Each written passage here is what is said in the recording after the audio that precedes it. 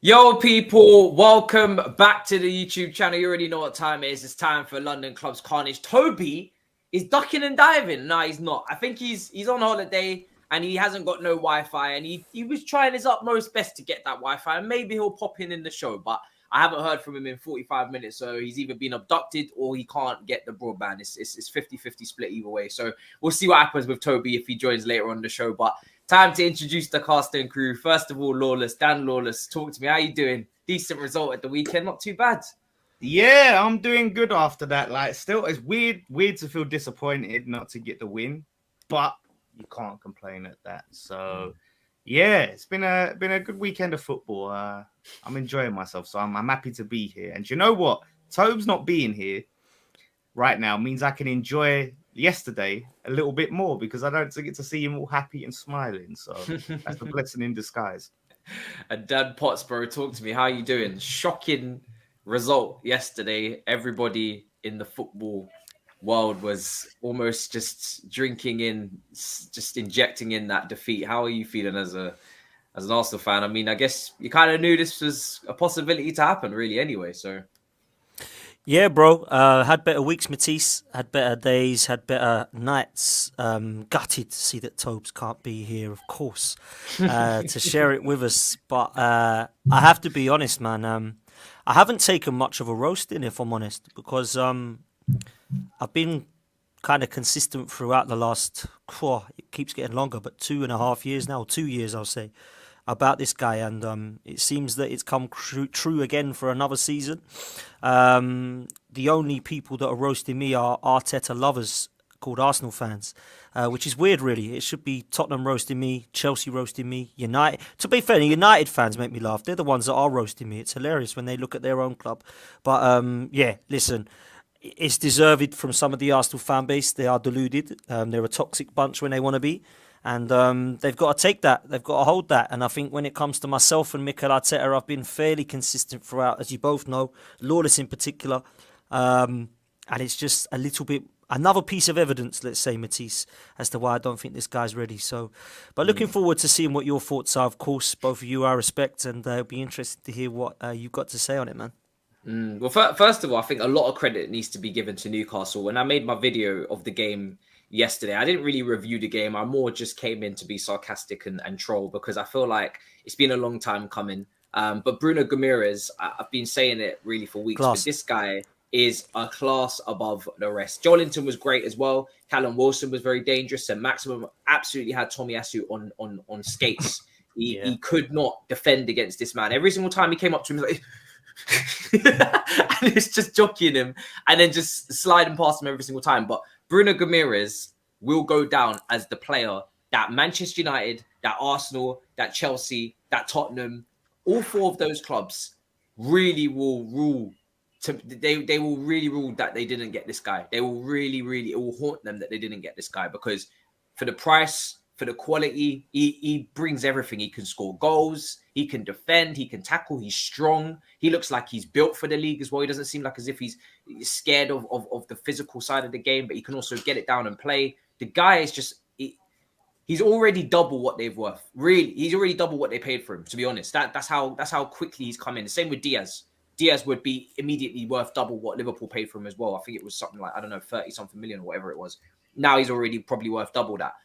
Players like that come into this league and just instant impact. It just puts our scouting teams to shame when we're looking for players in this position and we don't find these players. And he's not even unknown. He's not even an unknown quantity. He's played for Brazil. He's at Lyon. Everybody knew about him. You guys definitely scouted him at Arsenal. We should have been.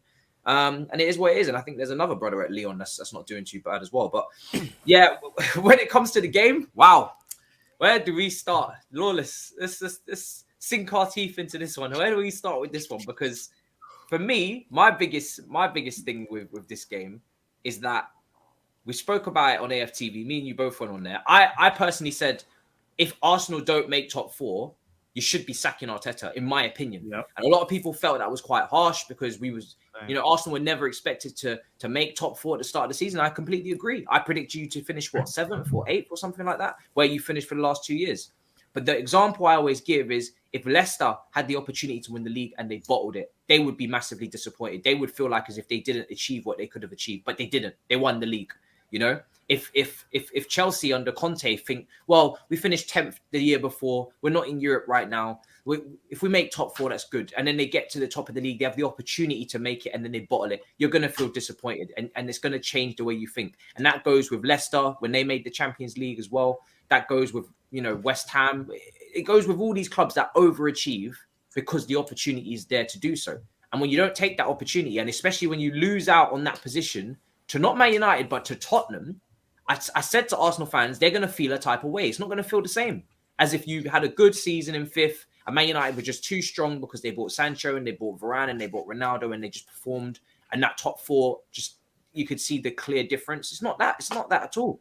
It's a situation where Conte's come in and he's just changed it. And now suddenly they've lost the position to their nearest rivals. And I don't think, for me personally, I want to see what you think, Lawless, but I don't think Arsenal get a better opportunity to get in the top 4 for the next 3-4 years, really, if I'm honest. It's you know, I was having this conversation. It's the best opportunity. And you look at when Wenger fell out, like Chelsea, Spurs, Man United were all better then. When Emery missed out on it, those teams were all better at that time. There's never been an easier time to get it. And the argument that a lot of them make, because I've had this debate with someone who believes the same thing, that, because Arsenal weren't expected to get it at the start of the season, you know what I mean? It's not a failure. It's not that he didn't get it. This thing about expectation, any Arsenal manager, their expectation should be at least to get into the top 4. Why sack Wenger and bring in another manager if his expectation isn't to get you back into the top 4? Why sack that manager who you know what I mean, was on a bad run, and bring in Arteta if his expectation isn't to try and get you in the top 4? You can't base your expectations on other teams being good. You have to base your expectations on the ambition of your football club and where you want to be. And Arteta has had 2.5 years now. He's had £250 million. How can his expectations not be you need to get into the top 4? Just because rival fans went, oh yeah, Arsenal going to finish 7th, Arsenal going to finish 8th. You can't base a club's expectation what rival fans think. There's banter, all these kind of things that pull into it. You can't say, well, because Man United fans and Tottenham fans and West Ham fans all said Arsenal was going to finish 7th, it means that it's not a failure if we finish 5th. It's a success. No, that's bullshit. Your club wants to get back into the Champions League, and it's been, 6 years or 7 years now. You're giving this guy all this money. You came out, you celebrated not being in Europa League because it meant you could concentrate on the league just to get back to the Europa League. I've said that time and time again. What is the point of getting out of that Europa? You fall out of Europa League. You spent 150 mil. What? Just to get back there. And now, next season, it's going to be harder because you are back in that Europa League. The other teams will strengthen. And now you've got to manage that squad in them two competitions, plus FA Cup, plus Carabao. Yes, Arsenal are going to sign players, but I don't think they're going to sign the amount of players that they need to be able to go full force, to mount a top 4 challenge, go far in the Europa League with all of the like I said to you, Dan, Tierney, Tomiyasu, Partey. 3 first choice players, 3 of your biggest players, all injury prone. You got to fight and decide if you want to replace them. Then you need to bring in some attackers. You know what I mean? You need a midfielder. You're going to need 2 strikers. You're going to need some wingers because you can't just rely on Saka and Smith Rowe and Martinelli, these young players. It's massive. You don't have to spend hundreds of mil. So like, you were right, man. It's never been a better chance, and he's bottled it massively. Sorry, I went on a tangent there. But I mean, look, I'm going to show you the Premier League table that set those expectations for everybody in the rival fan bases. Arsenal finished 8th last year. Now, for me, that's underachieving. Arsenal don't have a worse squad than West Ham. They don't have a worse squad than Leicester. They shouldn't be behind those 2 teams, in my opinion. They should be making the top 6. In your first full season, I feel like Arteta underachieved by finishing at 8th. But if you look at the points, 6 points off of the top 4. So to close that gap now, and we've seen how far Manchester United have fallen, I don't feel like that's a massive, expectation to say that, forget at the start of the season. Now, midway through the season, wherever it was where Arsenal were now in 4th, And it was very clear that Man United were on the wrong path. And it was very clear that, you know, they had the opportunity now to be that team that take advantage of what Manchester United have done. And then on top of that, you're not in Europe and you're out of the FA Cup in the 3rd round to Nottingham Forest. You have only one thing to focus on. You don't have a cluster of games. You don't have midweek. You don't have players that are carrying knocks. And then as soon as they got some knocks, right? Now we don't have the depth. Partey's out, you know, Tierney's out, Tomiyasu's out. But you got rid of the depth in January and you didn't replace it. And as far as I'm concerned, you're very, very, very well respected and very influential in your recruitment and who goes and who stays. I credited you for getting rid of Aubameyang. I don't feel like that's the reason, but I do feel like it's the reason that you didn't get a striker in return and that you didn't get the midfielder that you knew you needed at the start of the season, let alone in January. Again, I go back to Bruno Guimaraes. He was available.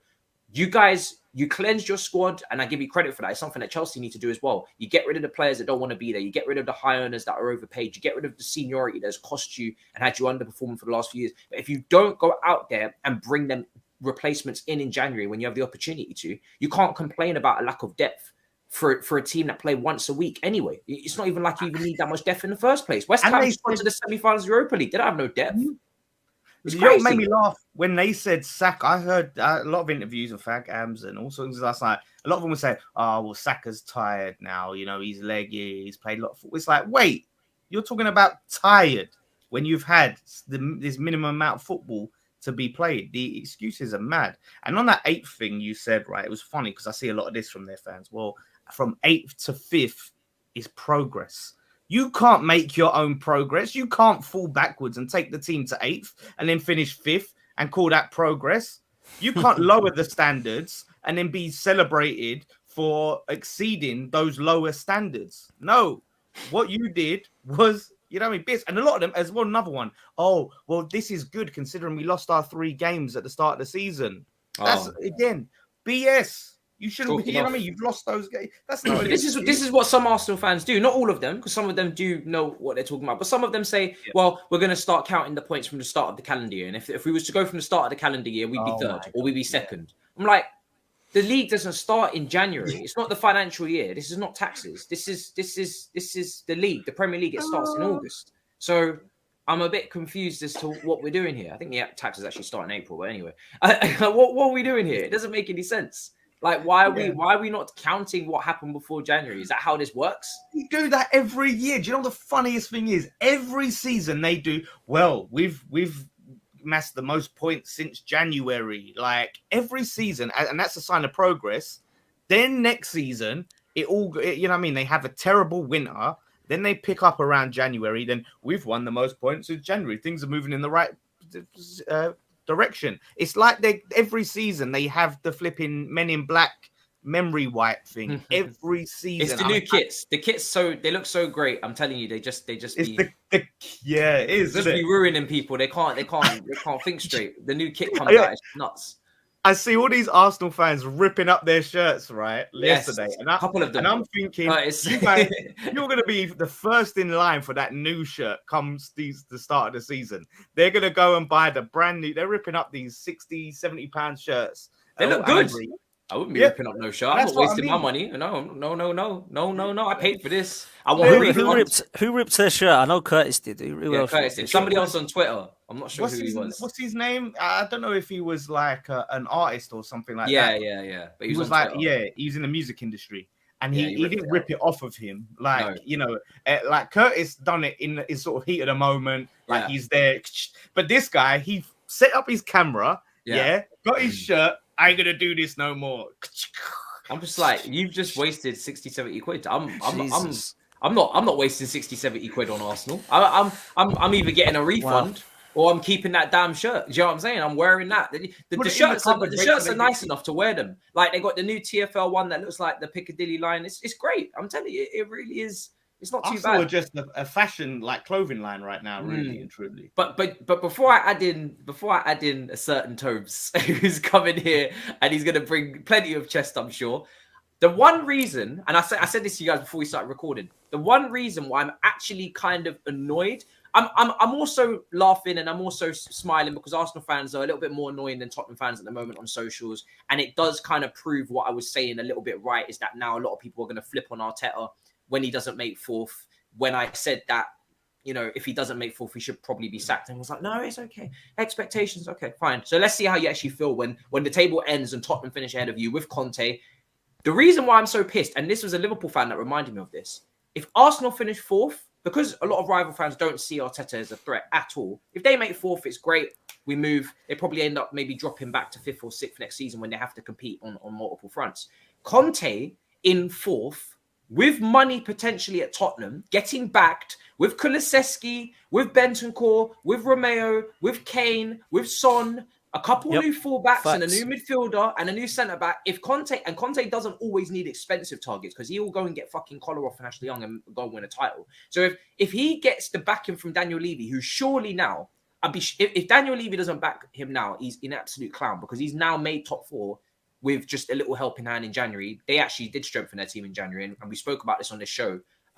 Whoever strengthens in January, whoever actually takes the window seriously, is probably going to reap the benefits, whether it's West Ham, whether it's Arsenal, whether it's Tottenham. One window, not four like Arteta, just to get that in there. One window. Yeah, just one window. And now I'm more scared, and I was going to make a video on this, but I'm probably going to maybe do this once it's actually confirmed. I'm more scared of Tottenham being in the top four with Conte and with some of the players that they have than I am obviously Arsenal. And now I'm looking at it as a Chelsea fan, where if we don't get our window absolutely spot on, I actually see us having issue with Tottenham next season in terms of league position, more so than Liverpool, Man City, where I don't really feel like we're going to be competing for the league anyway, because we just got to do a bit of an overhaul ourselves and maybe go again for those cups. But Tottenham, if they get the window right and they actually back Conte, he's one of the best managers in the league. So that is a genuine worry. So as much as I'm laughing at Arsenal, I'm actually pissed with Arsenal because you've allowed Conte to have Champions League football, and if he gets a budget on top of that with the players he's already got, it's a problem. Whereas Arteta was no threat. But listen, let me add in Toby. He's a happy man. Do you know what I'm saying? Of course he is. Of course he is. He's got shocking lighting, but we don't care. We love him. Yeah, you know, it's because my lighting's in my bag. You know, I've literally just got back. Don't worry about it, bro. Fucking palaver just to get internet out here, man. But yeah, sorted now. There was no way I was gonna miss this. Yeah, I knew you'd can you hear me? Yeah, is my internet working? Yeah, you're good. You're good. All right, cool. Well, yeah, no, like, so what we talking about? We talking about Spurs. We talking about Arsenal because I heard the discussion about Conte and having sufficient backing and the competition next season. Listen, man. When I was celebrating Antonio Conte coming to our club a couple months back, you were taking and I can't remember who else it was. I was taking probably Saeed, I don't know. And then you're like, oh, why are you celebrating? He's not going to do anything. He's not going to win this. He's not going to win that. Like, I think, of course, we still have to win on Sunday. But me personally, my energy on Sunday is the same energy it's been for weeks. Spurs are getting top four. Yeah, I believe we're going to get top four.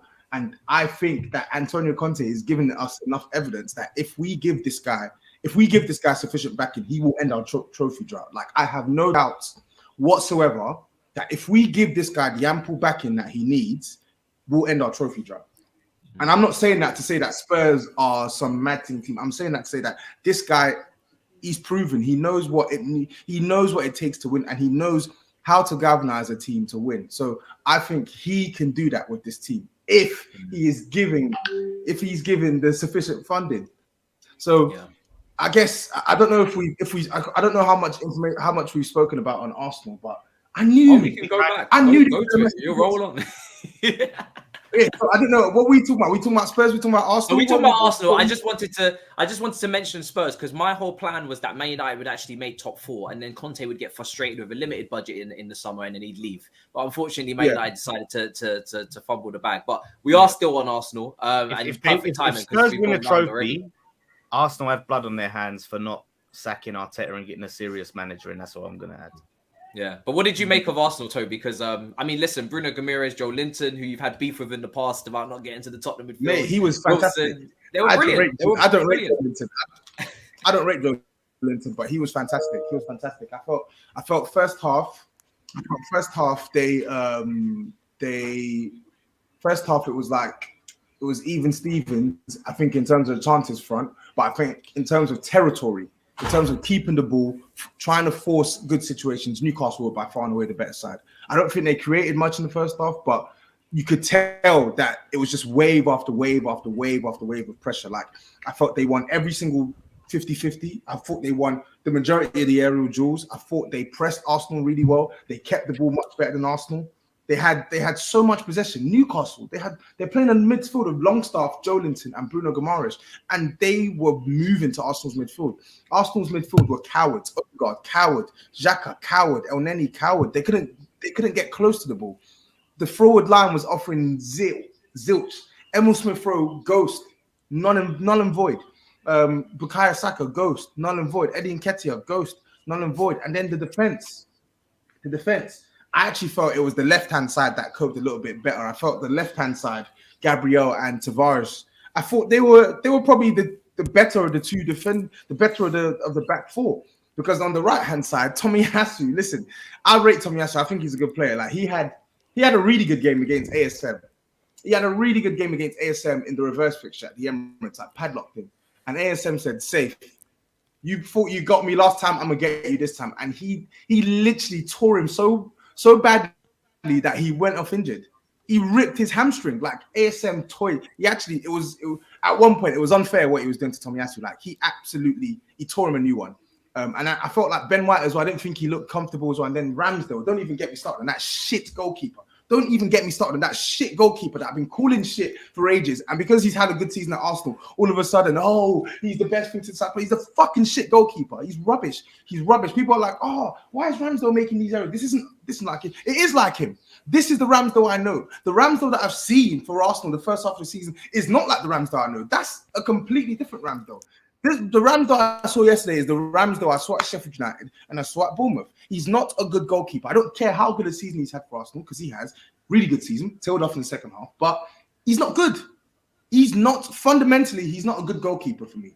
But what really, I knew they were going to drop points. I didn't expect them to lose, but I knew this was the game. They're going to drop at least 1 point. Yeah. I was expecting a bit more fight from Arsenal. I can't even lie. Like, Newcastle were fantastic. Let me just say that out there. Newcastle were fantastic. And in the second half, they were lucky. Arsenal were lucky that game only ended 2-0. Because last week, they were like, Spurs have only hammered us because they're down to 10 men. Or because we're down to 10 men. If it's 11-11, it's even Stevens. Well, it was 11-11 against Newcastle, an inferior side to Spurs, without Harry Kane, without Son, without Kulusevski, without Bentancur, without Romero, without all these players. And they got walloped, bro. They got absolutely hammered. Absolutely hammered, playing with a better starting 11 that they put out against Newcastle than they did against Spurs. They got hammered. They got literally poleaxed, bro. Like, Callum Wilson could have had about 2 or 3.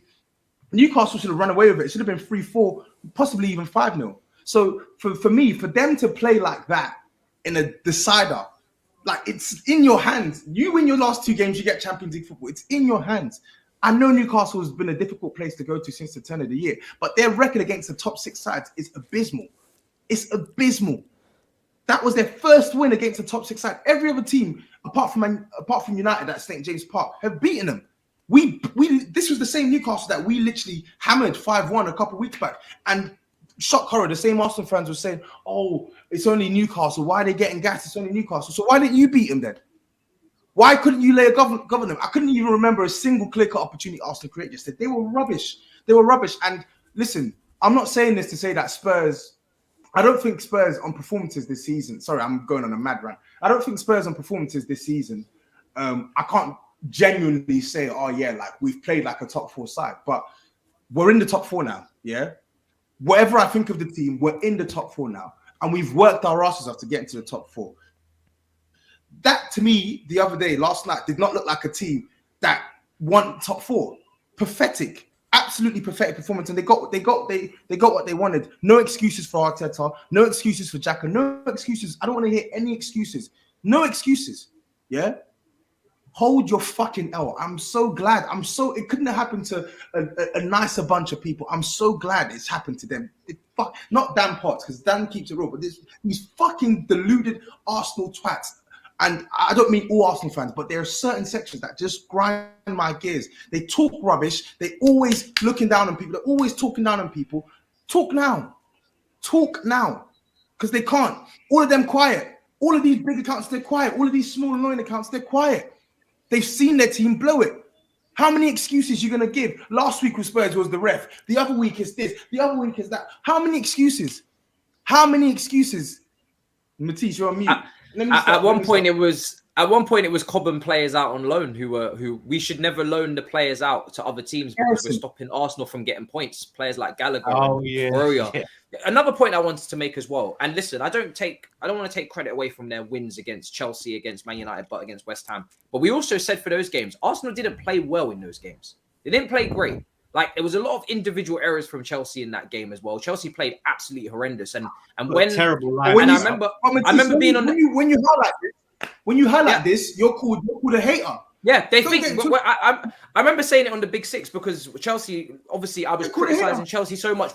Give Arteta credit. Give Arteta credit. I said it wasn't a tactical masterclass. It wasn't Arsenal playing Chelsea off the pitch. It was Chelsea handing them opportunities with stupid individual errors, passing it to them, transitions, turnovers, and it's against Man United as well. Not a brilliant performance, but they beat them. I remember Manchester United ended up missing a penalty, and then against West Ham, you played a B team West Ham that were kind of focused elsewhere. Again, great results, but it's not like Arsenal have been playing brilliantly over the last month or month and a half, and that's the point. And Matisse, can I just add with our game, and this is why it was even sweeter yesterday, yeah. And this is what annoyed me because when we played Arsenal, they was getting decisions, right? They had the whole Ramsdale craziness, whatever we think about that. You know what I mean? Like, if that was Arsenal on the other end, you know what they'd be saying. We had before their goal, the Rob Holding handball, where it comes off his arm, all of this stuff. When we brought these things up,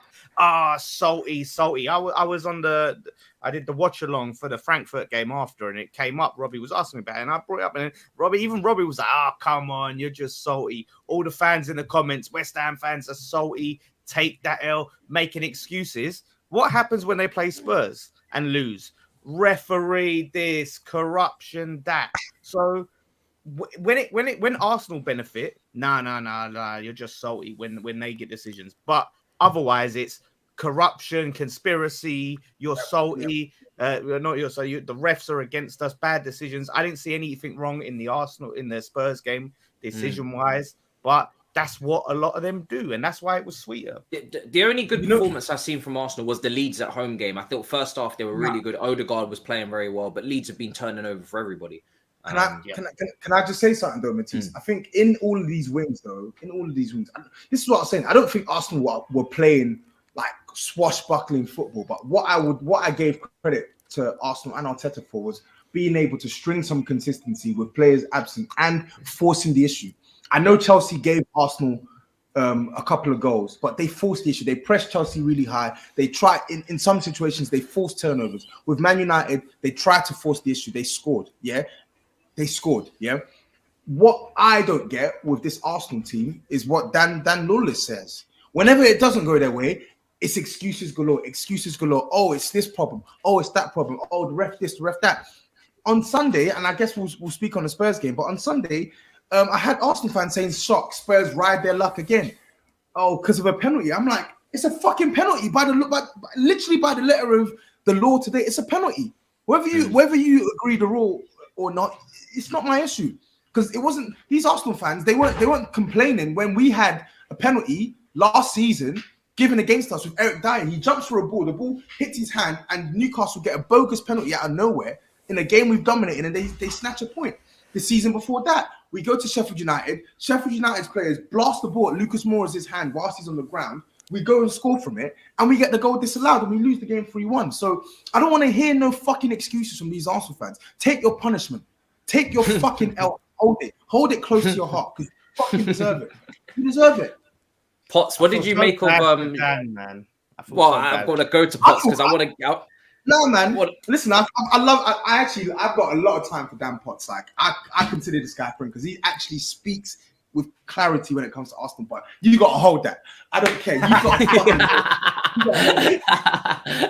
Potts, I was going to ask you, obviously Xhaka does this famous interview after the game. He's rallying the troops, or maybe not rallying, more like calling out the troops, talking about age is just a number. I don't care if you're 10 and 50, 40, 35. If you're not ready to be out on this pitch, you know, you should stay at home, saying that we didn't follow the tactics of the coach, the instruction of the coach. You asked me before recording what was the plan. I'm not really too sure what the plan was, but what did you make of the interview? Because a lot of Arsenal fans are saying, oh, this needed to be said.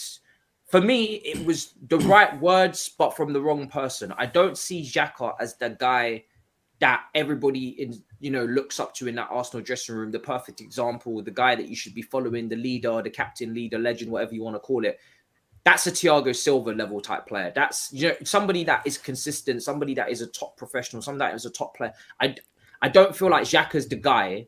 When the chips are down, Arsenal young players can look to and be like, oh yeah, that's the guy. He's going to get us sorted. Even when Martinelli came on, I noticed immediately Martinelli was he had no composure in his game. He was so eager to get Arsenal back into the game. He was erratic. He was rattled, and he needed an experienced player to say, listen, Martinelli, calm down, relax, play your football. But that never happened. He just kept going and going and going. And you could tell that you guys were never getting back into the game. We spoke about the stats as well, because Arsenal fans love to tell me about they got more wins than Tuchel versus Arteta. The fact that you guys were even trying to even have that conversation for those two managers, it tells me that maybe you would have had the same conversations last season between Ole and Klopp when Man United finished second and Liverpool finished third. Arsenal have more defeats in the league than Chelsea, Liverpool and City combined. And that's the stat, that has you where you are. Not the one more win than Tuchel's Chelsea this season. Like I said, we've been poor in the Premier League. We've underperformed massively. But to try and even think that you can get into conversations with a Champions League quarterfinal or Champions League holders, finals of both the cups against Liverpool and competing in both those finals, gone toe-to-toe. The fact that you think that you're on that level, it's an interesting conversation. But Potts, what do you make of it all? Let me just throw one stat, Potts, as well. I saw Arteta, you let me know if this is right or whatever, but I saw that Arteta has something like a 33 win percentage or something like that. Like I saw his win percentage in the league is like lower than Big Sam, all of this stuff. So I had to add that onto Matisse's little stat run there. 32 minutes and I haven't said a word. And I haven't needed to. It's been nice. It's been nice to listen to the three of you. You've summed up a lot. There's not really anything I disagree with. No, there isn't. There isn't actually anything I disagree with. So maybe people are going to be disappointed in what I've got to say because a lot of it is, in my opinion, very similar to how you three are feeling. Maybe you should invite Ty or Julian on if you want a different take, but you ain't going to get one of those from me, bro. Because the way I've been seeing this football club for the last 2.5 years is the way I've been seeing it for the last 16 years under the ownership of Stan Kroenke for the majority of that, and that is piss poor from top to bottom. And I think what it shows, again, is that we have tried Project Youth 3.0 and it has failed flat on its ass. We've got an ownership that does not care where the money is spent. We've got an ownership that puts people in advisory roles that are not experienced enough for it. We've got an ownership that allows a manager to put out cones and give out the oranges under Pep to be given a full-time management role at Arsenal. Where is the number 2 right now at Manchester City? He's still at Manchester City. How many teams are lining up for him? There must be hundreds. Number 2 under Pep. Let's see what job he gets next season, because he must get a top job, because he's in Arteta, what Arteta's job role was. So he must get a well good job next season. I can't wait to see where he goes. It must be top level. Then you look at some of the points that have been raised. I don't really know where to start because a lot of you have talked a lot. But what I'll say is this. One of us has got an elite manager. One of us has got a novice manager. If we're honest with ourselves, is Tottenham levels ahead of Arsenal? No. But their manager is. And that's why the manager has done what Conte does. And I'm with you, Matisse. I'm worried. And I was worried the day this guy walked in. Because he's a winner. He's not going to stay there for 5 years. That's the only good thing about it. He's not going to be there forever. But the bad news is when he is there, he's going to win him something. You can go back. Tobes can either accept or deny this. I don't even know if he's still got him on his phone. But I sent him voice notes. Yep, you said it on WhatsApp. Yep, you said it. I've said on WhatsApp this guy will win them something and he will get them top 4. And to be fair, as much as Lawless didn't want to admit it on air, he said it to me as well. Because we both knew it. We both knew that this guy was going to come in and get top 4 with Tottenham. And now they've done it. Unless they go Spursy at Norwich, but let's be honest, it's not going to happen. And even if they do, you think we're beating Everton? The way we're playing, no chance. So the way you guys have had that result, they could even draw against Norwich. It's crazy. It's mental. It is absolutely mental. So go on. Sorry. I was just going to finish off, but because there's a lot that's been said that I can't really go over and echo if I'm on. Well, I can do, but there'd just be no point. I've been very, very consistent, and I think for those of you that do watch me and those listening that do watch me know that I've never been convinced with this manager. And the only thing I said at the start of this season and towards the end of it was if he was going to prove me wrong by getting Champions League football, then I would hold my hands up, eat humble pie and say, fair play, Mikel, I didn't expect you to do this. But he hasn't done it. Well, I don't think he's going to do it now anyway. It looks like it's done to me. It's done and dusted as far as I'm concerned. Now I look at where this has gone wrong. And unfortunately for him, a lot of the fingers are pointing towards him and nobody else. The only other person it points towards is the owner. But we know he doesn't care and he's not going anywhere. So let's look at what Mikel has done wrong. At the start of the season, we lost 3 games. Why did we lose those 3 games, do we think? Because we didn't prepare ourselves in the summer transfer window to be ready for the season. We had nobody up top, we had nobody in the middle, we had nobody at the back, and we didn't have 4 of the players that we'd now signed 2 weeks later in at the club. So we got bullied by Brentford, we got battered by Man City, and we got bullied and battered by Chelsea at home. Then we went on this unconvincing run that everyone said was convincing. 1-0 to Norwich, 1-0 to Watford, 1-0 to Burnley. Everyone's getting excited now because we're keeping clean sheets. Then we go and get a run of games where I could see any moment was going to be falling down. And I kept saying, oh, Dan Potts is in the mud. I kept saying, I'm not in the mud. Just keep, don't jump the gun. Things will go wrong. Boom. They go wrong. Liverpool, Man United, Everton, lost. Everton hadn't won in 14, by the way. Demarai Gray hasn't scored in God knows how long. Top corner banger last minute, 2-1 defeat. And I just said, how many more times are we going to see this? We've seen it against Villarreal, which, by the way, last night is another Villarreal experience where the pressure gets to us because we're a young team. We're a young team by our own decision. This is what people don't understand. We're a young team by our own decision. So that's not an excuse anymore for me, because it's not like we've been forced to play a young side. We've decided to play a young side. Then we go through to the January window. We get dumped out to Nottingham Forest and Carabao Cup. Boom, boom, out of both trophies. Another trophy this season because we're not in anything else. 1 game a week, £250 million spent. We get to January and we're selling more players, not replacing them. So then what happens is we get to the last 4 games of our season now and we're playing with the same team that we played at the first 3 games of the season and wondering why we can't win games. El Neni's still playing, and Nketiah's up front. 3 of our HLM boys playing in the front 3. Name me another club that has 3 academy players in their first team up front trying to win them games. You won't find one. Tell me another team in this Premier League right now that 6 years ago had the same 2 centre midfielders that couldn't get them Champions League football, fighting for Champions League football this season. Xhaka and El Neni have never got us Champions League football. The last time Xhaka kicked a Champions League football, the score was 10-2 against Bayern Munich. That's how good that guy was in midfield. We've never seen him kick a ball since. You asked me the question about his interview. I think the guy's a disgrace, Matisse. I think the guy is an absolute disgrace.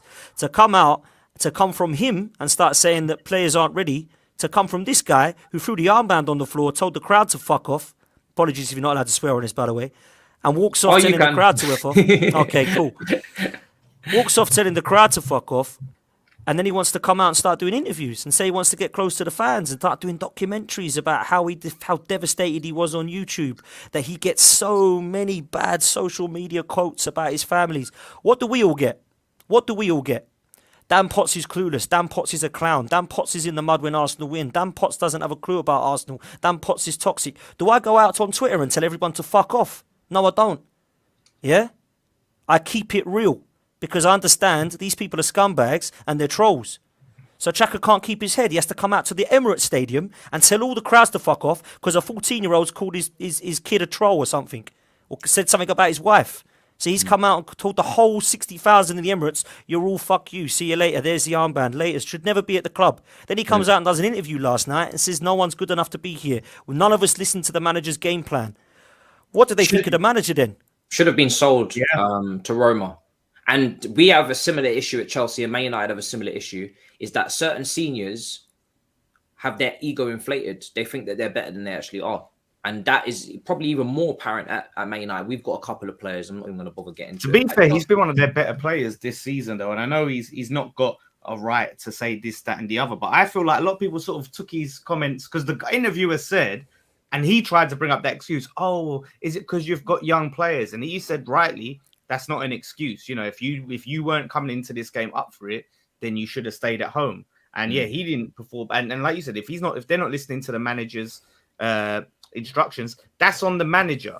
And like Dan quite rightly pointed out, that he's the reason they have a young squad, because he's brought in all the players he's brought in: Ramsdale, Tomiyasu, Tavares, Ben White, Gabriel, Lokonga, all these young players, and then decided to keep Saka, Martinelli, Smith Rowe as staples of this team, because the guy cannot handle big man players. He wants the young players because the young players, they're easier to manage. They're easy because they'll listen to you. They haven't got that experience where you get these top level players who have been there, done that, got that experience, the ones that you need to get you over the line. Because look what happens when those big players come in. So I think that's the reason why he does it, personally.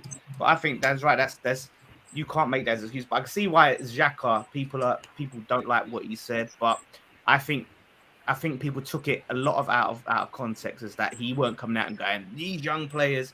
He was basically the guy was trying to make an excuse, and he said, "Don't bring me this young player excuse. That ain't no excuse." And he's dead right. The thing is, Lawless, people will get on the back of Xhaka, and I'm one of them. I can't stand the guy, and I want him gone. But actually, let's not take and deflect away from the manager here, because what were the tactics last night? What were they? No game plan, no tactics, clueless, no players understanding what they're doing, no leaders out there. Martin Ødegaard, a player I've called out for about 3 times this season, started to look good in 2022, has been dead for weeks. 1 goal since December, supposed to be our creative spark. He's supposed to be assisting and scoring goals. He scored 1 goal. Yeah, I think it was Lee Guller who actually said Dan James has created as much as him, or many assists as him, or something like that. That's how poor it's been. But everybody loves the guy because he looks technically gifted on the ball. This guy needs to do more. He needs to be called out. We've got a front three that can't score goals because they're all kids. You think I'm going to sit here on this stream and blame kids for this? You can't, because we've been going this way. We've been allowed it to become a youth project, which, as I said to you many times, has not worked twice already under this ownership. And they're going for it again with now a young, inexperienced manager to add on top of that. We have spent now 4 seasons, Matisse, or this might even be our 5th season since Wenger, and now where have we finished? 5th. 5 years later, we sacked Wenger and finished in exactly the same place as we were where we sacked him. But all of a sudden, what are we doing now? Not sacking this manager like we did Wenger. We're not sacking this manager like we did Emery for coming 5th. We're giving him a new contract, bruv. We're giving this guy a new contract for coming 5th. We are rewarding failure, or as some people would say it, mediocrity, because it is not an achievement coming 5th this season. It has been a failed season without a trophy. We've had a worse season than West Ham, as we said the other day, because West Ham got to a European Cup semi-final and in the same competition as us. Well, unless they get the Conference League, but let's be honest, I hope that you get Europe. Obviously, I want to see United fail. When it comes to it, I get to a stage where I think, what has actually gone right this season again then? Because last season, every Arsenal fan on here that loved Arteta told me it was an development year. That was the last year. It was a development year. It's a year for the players to develop. This season, it's been an absolutely superb season. Why? Because we're back in the stadium and we can connect with the fan base and the players. That's the only thing they're holding on to. Nobody expected us to come 5th, so it's an absolute progression. We were already 5th under Wenger and Emery, and we sacked them both. Why are we rewarding this guy 3 more years for coming 8th, and 5th? The best analogy I can give you, right? Sorry, I'll end on this because I know you want to come in. The best analogy I can give you is one I spoke to with a few guys last night. If I'm a business owner, right, and I get one, let's say, just say Tobs, right, because it's me and Tobs tonight, right? Let's say I recruit Tobs and I say to Tobs, listen, man, I need you to make, I don't care what you do with this lot, but for this business, you need to turn over 2.5 mil this end of this year. No worries, Dan. It's a little bit toxic in there, but you go in there and do your thing. The end of the year comes, I say to Tobes, how you getting on? Bro, it's been tough. I've had to clear out all the dead wood. I've had to remove the culture, but I've done it. I've got all the fans on side. All the customers are really loving life, and we're doing good. Everyone's happy to be at work. Wicked. There's a problem, though, my friend. What's happened? I've lost you 5 mil. Am I going to keep Tobs or I'm going to sack him? I'm going to sack the guy. Yeah? I'm going to sack him and say, sorry, it might be a nice place and people might be happy and it might be happy days. But I tell you what, you need to get out because you've cost me Champions League football and you've lost me a lot of money. I don't give you a new contract and say, do you know what? I know you've put me in a lot of debt, but everyone's loving life. You keep going. What a shit businessman. And next season, when he loses you just 2 mil, you call it progress. Well, he lost us 5 mil. That is a great way of summing it up, Lawless. Great fucking way of summing it up. Sorry, Matisse, go on, bro. I'm done. No Arsenal fan can realistically come to me and tell me that they think they are more likely to make progress next year and finish in the top 4 than they are this year because it's Conte, second season. It's Ten Hag. And for me, you may have won the Arteta, Ollie Lampard debate, but you also were maybe the last team to sack what a debate to win. What a debate to win that is. Chelsea have got Tuchel and Man United have got Ten Hag. Both managers are better than Arteta. So you may have won the debate, but actually lost it. Sticking with them for as long as you have has maybe made you lose the debate, if anything, because it's going to set you further back in terms of and you know what? That meme, I've won, but at what cost? At what cost? Yeah, that meme, yeah.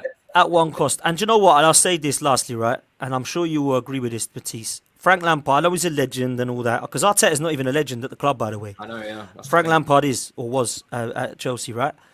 He's come in and I think you were 9th place, right? You were down with us somewhere, about a point between us. Tuchel comes in, elite manager comes in and takes you top 4 and a Champions League. Conte, like Tobs, Nuno, come on, bro. What was happening with Nuno, yeah? Proper shocking, terrible tactician, no idea what was going on.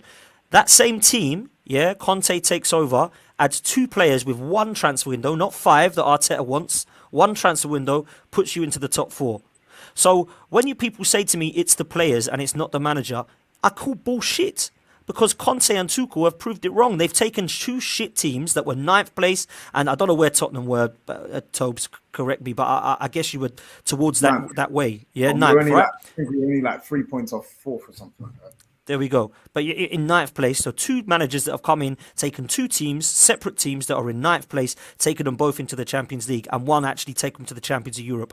And people tell me it's the players, not the manager. Absolute disgrace. How can people even think that is real talk? It's a madness. Madness.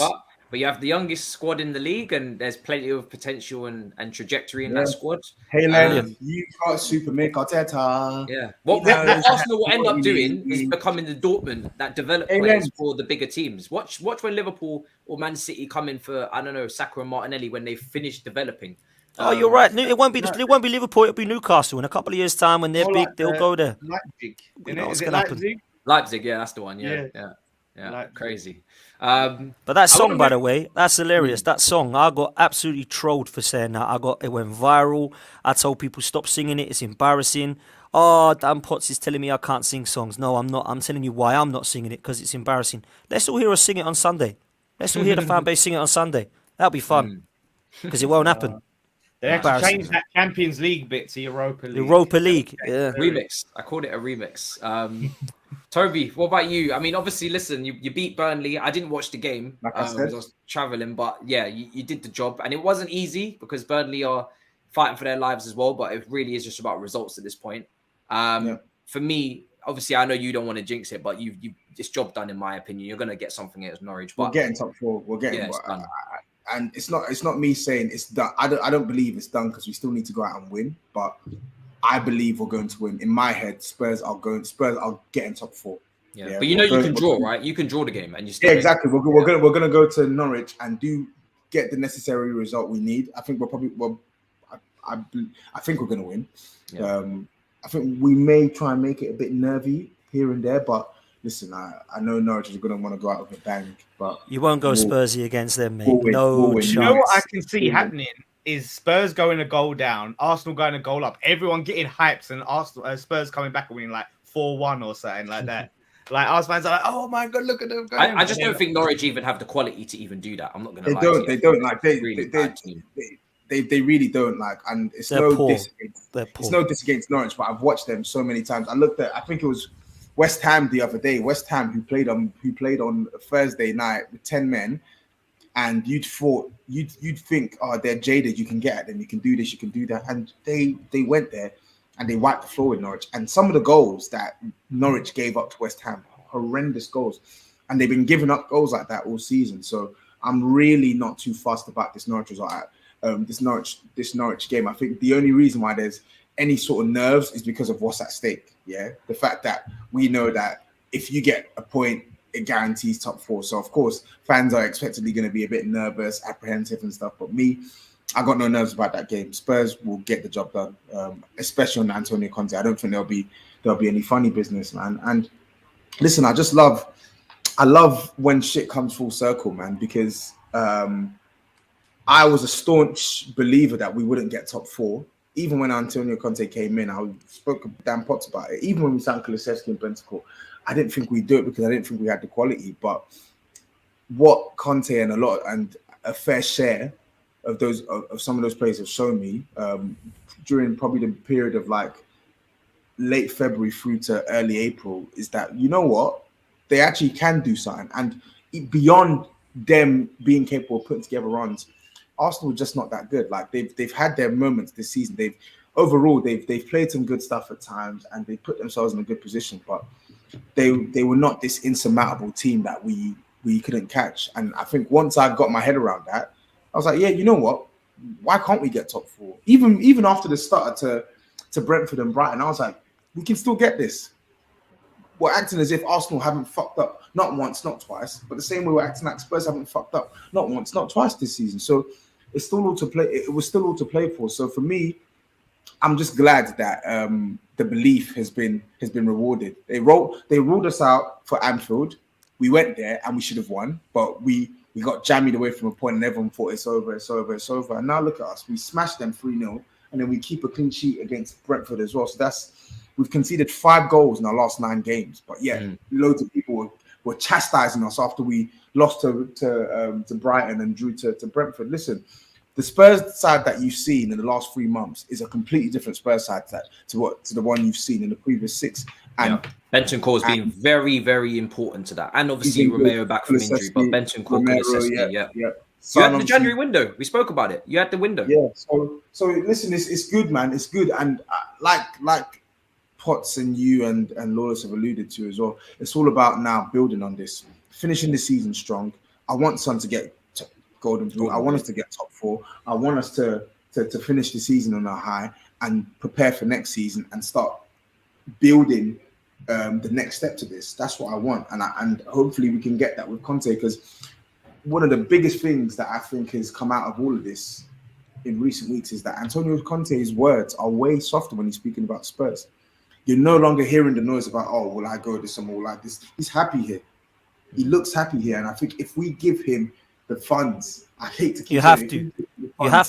No, it's a no-brainer, man. It's a no-brainer. If you don't give up on Spurs, like, you need to give up thinking you're ever going to do anything if they don't give Conte the money, because if they don't give him the money, you're finished, like, as a club. The thing is, like, Lawless ain't even bantering there either, Tobs, because like Levy needs to look at himself if he's not. And I know we had this on the channel the other night with me, you, and Lee. If he's not going to back this, what is actually the point of him being at Tottenham? What is actually the point of Levy being there? Because if you don't want to, I know we talked about Tottenham overachieving of late, getting to Champions League finals and all that on the other channel, but actually, when you look at where you are now, a few signings, and I'm with Matisse, you could be a real threat next season. I don't think you're going to win a title next season under Conte, don't get me wrong, but I think you could really push on and do something in terms of what you've needed for years and years and years, which is a trophy and a good push for Champions League. This is the time to honestly. Do it. Yeah, this is the time where I feel like Tottenham, they can next season solidify themselves as a top 4 team. If they get the win, how many players do you think you need, Toby? Because I think I counted up about 5 players. I think a centre-back, 2 full-backs. Minimum 5 to 6 players. Midfielder and we need maybe another least, attacker. At least 2 full-backs, one more centre-back, 1 midfielder, and another attacker. That's the bare minimum. And then the nice to haves, because we need to start planning, is goalkeeper. Lloris, he's been really good for us this season, but he's 35 years old. We don't want to wait for this guy to become washed before we replace You him. need squad depth. You need squad depth. That's it. Yeah, and then I said one forward, but really and truly we could do it too. Yeah. Two fullbacks are key for you, I think. Two fullbacks. We need more are than key. 2 fullbacks. But the minimum is obviously. This is That's the what I same mean. way I said about Arsenal. If they was going to get top 4, they needed a team that could basically, because you have to play your strongest team in both competitions, pretty much. And the same is way with Spurs. You need that depth so you can go strong in the Prem and the Champions League. Because at the moment, if you go in with this team, you're going to get destroyed in the Champions League. You know what I mean? And then you're going to fall down. Like you need that. Yeah, we'll have to bolster because the team's still not good enough. As well as we've done, the team's still not good enough. It has some really good players, and I think everyone knows who those really good players are. But beyond that, we need more. Yeah, and you need that depth. We'll go to West Ham because obviously Liverpool fans, you had them dreaming for a second, Lawless. Because I'm not going to lie, if you guys had beaten City, I would have made Liverpool the favourites again immediately. Because I feel like Liverpool, if they need goals to win a title, I think they'll get the goals they need. If you guys had finished that 1-2-0, 1-2-1, I think Liverpool would have smelled blood and they would have found a way to get those goals. I know they're struggling with a few injuries, but I'd rather be Liverpool playing Southampton and Wolves than be City playing Steven Gerrard's Aston Villa on the last day, who is gonna try and make it a difficult game as he did at Villa Park for Liverpool. But you guys, how do you feel? Because to draw against City is never a bad result. However, in the context of things, and I'll probably get the table up as well, obviously, in terms of Conference League versus Europa League, it kind of puts you you kind of need Man United now to do you a favour. Let me get the table up just to confirm. Yeah, if Man United drop points and we beat Brighton, we get it. That would have put it firmly in our hands, that win. But yeah, because of our goal difference, if they draw against Palace away, which, you know what I mean, I could see them even losing, and we beat Brighton, we get 6th.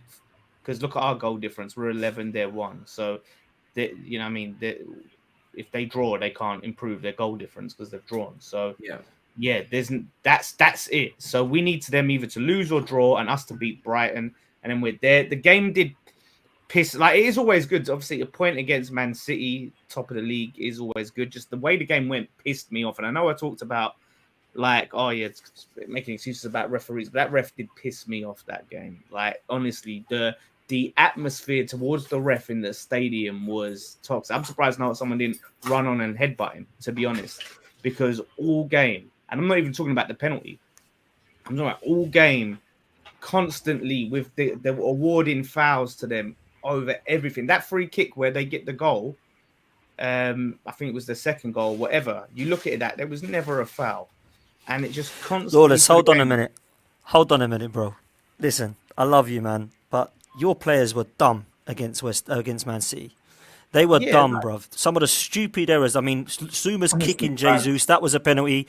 Dawson, dumb, that was a penalty. Sufal heading the ball in his net. Come on, you threw this away, bro. Don't blame me, man. You're not that guy, man. Thank you, Potts. He loves doing this. He never wants to take accountability for his team. I said that was a penalty. Right? Yeah, you're right. And this goes into it, right? And yes, that own goal pissed me off because we've done that several times. Stop heading the ball towards the fucking goal. Should have just left it. Just leave it. If he left it, no goal. If you're not in a situation to head it away from goal, don't bother. Trust that someone else is gonna deal with it. You're just heading it towards. We've committed so many own goals like that. However, that was not a free kick. That's all I'm saying. We shouldn't have been in that situation where Sufal could have headed it into the back of the net because that wasn't a foul. And you can go and watch it again, right? And I'm telling you, I was there in the stadium. It was constant. The ref was getting chance at him after chance. And we don't do that every week and this, that, and the other. And the ref, you know when it's bad. And it was bad. And, I think we did do enough to win it. Obviously, Man City are always a hard team. They get any little sliver of a chance, they're going to take it. But, yeah, man, it's disappointing. But we didn't lose. The players showed what they're about. They performed. to give Noble the send-off. Jared Bowen, 2 goals against Man City. He's class, by the way. He's class. He's so class. good. My only issue is that they're going to price him out of any move. Obviously, so because they want to keep lethal. him. He's so good. Now let me talk about my business I have here today. Because I was on Tobs Channel a month ago or so doing combined 11s for London. Yeah. Oh, London combined 11. Oh no. Dan and Tobes and a Chelsea fan. And guess who did not make it into that combined 11? And guess who did? A certain Jared Bowen was kept out by Saka. But Saka's better than good Bowen this year. Saka's been very good this year. What are you talking about? Let's not do this. Let's not do this. Lawless. I want to focus on praising Bowen. I don't want to see Bowen. I'm actually a big advocate for Bowen. Like anyone who knows me knows. I like Bowen. I'm a big advocate for Bowen. I think he's a really good player. Let's not do this. And I wanted Spurs to sign him. I wanted Spurs to sign him when he was at Hull. Yeah, but you can't get onto people for thinking Bukayo Saka's better or Bukayo Saka's had a better season. I think they've had similar seasons. I just think Saka's a better player. No, but listen, why are we already saying, Saka's a better player? Look at this, right? Here's a stat. And this ain't even nothing to do with Bowen. Why did you turn wonderful Bowen propaganda into now potential slander in the comments from Arsenal fans? I came ready for this, Matisse. Yeah, I was ready to bring this up before. That's why I even mentioned to Dan, I've got a bone to pick with you. Saka, 18 goals and assists in all comps. Ben Rama, not Bowen, 17 goals and assists in all comps. Ben Rama's played 200 minutes less. Ben Rama is our third place in West Ham for goals and assists combined, I believe. So wait a minute. If Saka's neck and neck with Ben Rama, how are we saying he's better than Bowen? Okay, if you're saying he's a better on the ball and he's a baller or whatever, Ben Rama's more of a baller than Saka. Ben Rama. Okay, so if I offered you, right, because listen, I like Bowen a lot, and I think Bowen's class. I think he's been wicked, and if you want to have him this season in your team, you pick him in your team. But let me ask you this: if both are up for sale, which one are you having, Matisse? Who are you going for, Saka or Bowen? Who do you want? Right, Tobes, who do you want, Saka or Bowen? Saka. Yeah, right, there we go. This question is, right, you're looking at it because you look at Saka and you're saying he's young, so you're going to get more years out of him and more. Of course, I'm not looking at that. I'm really not looking at that, Lawless. I'm looking at what they can both do in the 90-minute game of football, and I feel Bukayo Saka's a better player. What did he do yesterday? What has he done lately? He's been He was poor yesterday, but he's still very talented. You're thinking about what he could be. You're looking at the future. No, I'm not. What he's done. What he's been doing. He's been very good. What he does. What's he very good, man. You come on, man. You Arsenal fans are gonna have blood in your hands. You know what I'll say? Lawless, you know what I'll say about Bowen? Yeah, I think in terms of finishing with both feet, I think Bowen is miles better than Saka. I think he's a way better. He's much better finisher. You put him in good goals scoring positions with either feet, and Bowen's working your keeper, burying your keeper. But I think the fundamentals of a winger. I think Bukayo Saka does those things better than Bowen. I think he's better at taking on players than Bowen. I think you can give the ball to Bukayo Saka around 2-3 players. He's getting out of that. I can't say the same with Bowen. And it's not a diss on Bowen. Let's not make out that none of us rate Bowen because I think he's wicked. Yeah, he's a really good player, but Saka, come on, man. I think it's I'm sorry. I think it's ridiculous. I see what you're saying. You're talking about these. You always talk about these minute roles, these hyper focus on this. It's not minute though, because as a winger, you're gonna have that's what's your primary objective as a winger? Is it not to score goals and to beat your man? I don't understand it. How is it minute roles? So if Bukayo Saka's got one goal less, and one goal less, we've already established that Bowen's a better goal scorer. We know that. Yeah, that's not a diss on.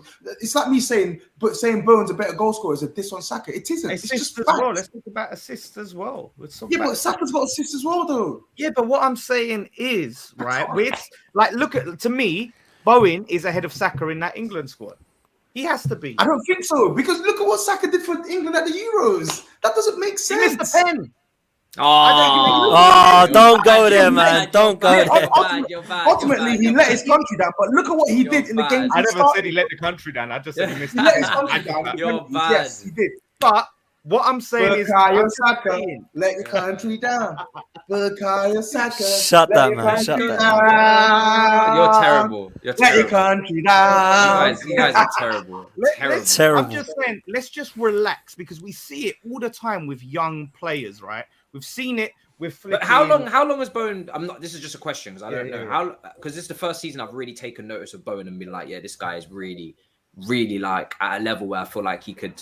If West Ham don't get Champions League very soon, I feel like he's the kind of player that will have to go as well to go and get that Champions League football because he's looking like he can kick on. How long has Bowen been doing it in the Premier League like consistently? And how old like, is he as well? At this level? He's about 25, 20. I think it's about 25. Was he doing this last year or was he improved? Yeah, last year. Not to, like he stepped it up. And I said to him, I've said to start the season, he needs to be more clinical. The thing about him is he keeps going and going and going. So he gets plenty of chances. So he also misses chances, right? This season, he's been much more clinical. He's fixed that. But Liverpool were looking at him last season. They were linked with him last season, which tells you that he was on the radar then. And now he's improved. He's acclimatizing more and more to the Premier League. He's getting used to it more and more because obviously he's come from the Championship. And he's constantly improving. And yes, Saka can constantly improve and get better. But I just think right now, people are putting too much pressure on Saka. And it happens time and time again in this country when we talk about young players and what they are and what they can do. We've seen it a lot at Arsenal. And that's why a lot of the young players just have fizzled out into nothing. A lot of these players that they thought was going to be the next big thing because they had that purple patch. Saka needs to show that longevity. Is he going to still be doing it in 3 years' time? What about Smith Rowe? He's fizzled out. He was the next big thing. He's fizzled out this season. Yeah, he might come good. Maybe if you don't put all the pressure on them to deliver. Saka's better than him, though. Saka's better. Yeah, that's what I'm saying. I don't rate Smith Rowe like that. But it's the same way. I just think it's just silly. Like, and people, and I've seen Arsenal fans going, oh, you're comparing a 25-year-old to a 20-year-old. No, you're comparing a 25-year-old to a 20-year-old. Not you, Dad, but you Arsenal fans. You brought it up. We never sat there and been like, yeah, this, that, and the other. But it's when we see these combined 11s, relax. He's a young player. He's going to have his time, yeah? Let him chill. It's Bowen's time now. That's what I'll say though, Lawless. I argue this in Bowen time. I argue this in different group chats because there are some Arsenal fans who actually think it's not even worth a conversation, and that's what pisses me off. And you know how much I hate West Ham, but when people try to pretend as if it's not a conversation with Bowen and Saka in terms of the seasons they've had, they've literally outside of Mo Salah, which right wingers in the league can you say flat out have been better than Saka at Bowen this season? They've had similar seasons, not just in terms of goal scoring, but in terms of impact to their team. So when people try and pretend there isn't a comparison, just because they believe Saka's a better player, it irks me. It really does. But it's what to be expected because Saka is one of Arsenal's, if not Arsenal's potential player this season.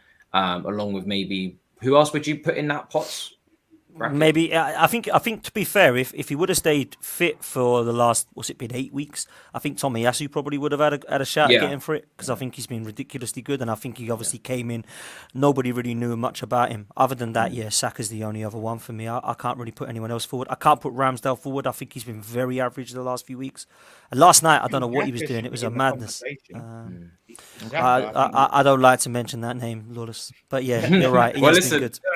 Guys, I got to wrap this up, unfortunately, because obviously Southampton Liverpool is about to kick off, and they've decided to rest everybody. So we're going to see. Can I just say, Matisse? Yeah, I fully thought like, you know what, me and Tobs are on the same wavelength today. We're both laughing at Arsenal. It's going to be. It's going to be like you never are.